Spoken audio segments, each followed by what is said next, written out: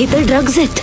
कामाचे 2 लाख रुपये. ड्रग्सने भरलेला टेम्पो राणी पोलिसांच्या ताब्यात देणार का? हुकुमाची राणी ही या मालिकेमध्ये राणीला 2 लाख रुपये कमवण्याची संधी भेटली आहे. तिला एक डिलिव्हरी करायची आहे. त्या डिलिव्हरीचे तिला 2 लाख रुपये भेटणार आहेत. पण जेव्हा ती डिलिव्हरी घेऊन निघते आणि तो टेम्पो ती बघते तर त्या टेम्पो मध्ये ड्रग्ज असतात आणि तेच ड्रग तिला सप्लाय करायचे 2 लाख रुपये भेटणार असतात. आणि जेव्हा राणीला हे कळतं की तिला ड्रग सप्लाय करायचे पैसे भेटणार आहेत, ती लगेच ताबडतोब तो ट्रक पोलिसांच्या ताब्यात देण्याचा निर्णय घेते. आणि तेव्हाच टेम्पोमध्ये 2 माणसं जे ड्रग्सचेच सप्लाय करणारे असतात ते तिला थांबवतात आणि तिला तिकडेच रस्त्यात धमकवण्याचा प्रयत्न करतात.